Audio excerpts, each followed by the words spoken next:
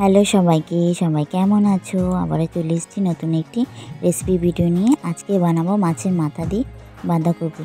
চলো আমি রান্নাটা কিভাবে করেছি তোমাদের সঙ্গে শেয়ার করি। চলো শুরু করা যাক।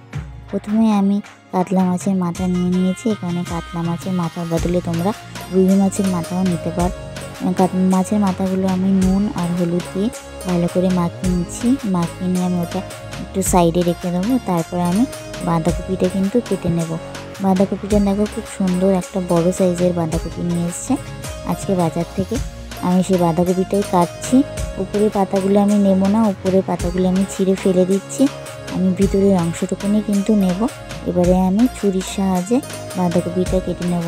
দেখো বাঁধাকপিটা একদম ভিতরে কিন্তু পুরো নিড়ে, খুব সুন্দর বাঁধাকপি।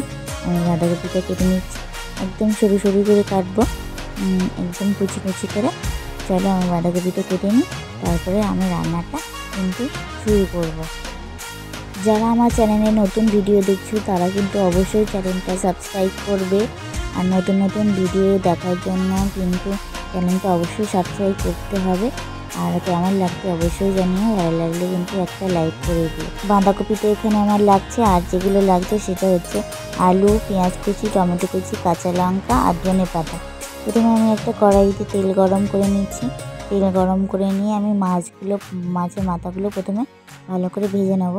মাছের মাথাগুলো ভাজা হয়ে গেলে আমি এক পিঠটা প্রথমে মাছের মাথাগুলো ভেজে নিচ্ছি, তারপরে আমি আর এক পিঠটা মাছের মাথাগুলো ভালো করে সুন্দর করে ভেজে নেব।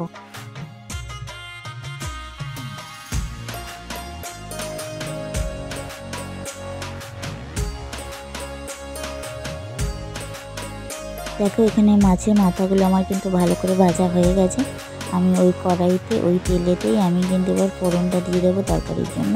আমি প্রথমে জিরে ফোড়ন দিলাম, গোটা জিরে, শুকনো লঙ্কা আর তেজপাতা।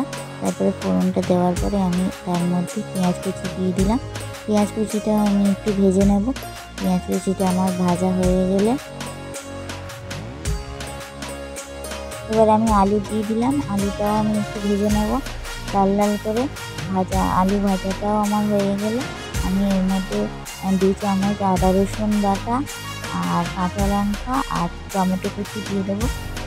দিয়ে ভালো করে আমি নাড়াচাড়া করে নেবো। এবারে দিয়ে দেবো আমি বেশ খানিকটা জিরে গুঁড়ো আর মিট মশলা, হলুদ গুঁড়ো, স্বাদ মতো নুন, সামান্য একটু চিনি। মিট মশলাটা অপশনাল, তোমরা এটা দিতেও পারো নাও পারো। আমি দিলে কিন্তু খুব বাঁধাকপিটা খুব সুন্দর খেতে লাগে।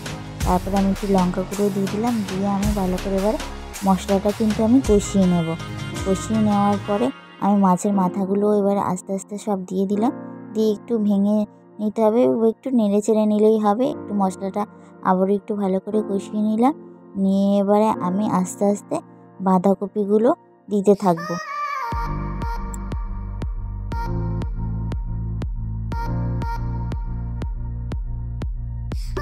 বাঁধাকপিটা দিয়ে আমি খুন্তি দিয়ে নাড়তে থাকবো। নাড়লেই কিন্তু বাঁধাকপিটা আস্তে আস্তে নরম হতে থাকবে। আর নরম হলেই কিন্তু অল্প হয়ে যাবে, আর তখন আর কড়া পুরো ভর্তি হয়ে যাবে না। আস্তে আস্তে নাড়লেই কিন্তু পুরো অল্প হতে শুরু করে দেবে। দেখো কি সুন্দর আস্তে আস্তে কিন্তু অনেকটা কমে গেছে বাঁধাকপি।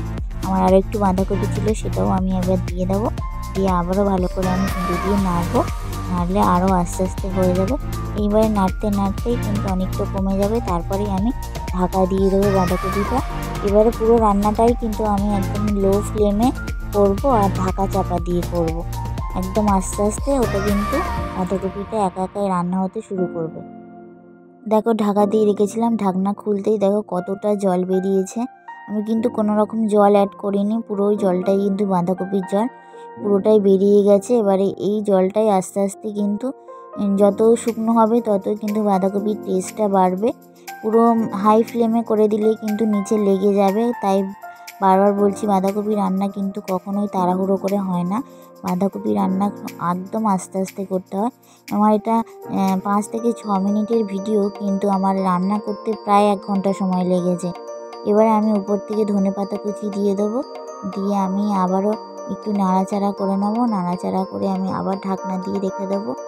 এইভাবেই কিন্তু আমি রান্নাটা কিন্তু করেছি, একদম লো ফ্লেমে। আর একদম সবসময় ঢাকা দিয়ে আবার খুলে আবার নাড়াচাড়া করে এইভাবে বারবার করলে দেখো আবার কতটা জল বেরিয়েছে। এইভাবেই কিন্তু জল আস্তে আস্তে বেরোবে। আর আমি কিন্তু আস্তে আস্তে নাড়লে কিন্তু জলটা বেশ শুকনো হয়ে যাবে। আমার একদম বাঁধাকপি দেখো শুকনো হয়ে গেছে, একদম রেডি। এবারে আমি একটা বাটিতে বাঁধাকপিটা নামাচ্ছি, দেখো একদম শুকনো হয়ে গেছে। কত সুন্দর দেখতে আর খেতে অসম্ভব সুন্দর হয়েছিল, একদম পুরো অনুষ্ঠান বাড়ির মতন বাঁধাকপি। এইভাবে একবার তোমরা রান্না করো, বিশ্বাস করো খুবই সুন্দর লাগে, খুব টেস্টি হয় আর ভীষণ ভালো খেতে। আমি তো এইভাবেই রান্না করি সবসময়, ভীষণ ভালো হয় খেতে। তোমরাও একবার চেষ্টা করো এইভাবে রান্না করা, দেখবে খুব ভালো লাগবে খেতে। আজকের মতো আসি, আবার দেখা হচ্ছে নেক্সট একটা ভিডিওর সঙ্গে। আজকের মতো টাটা।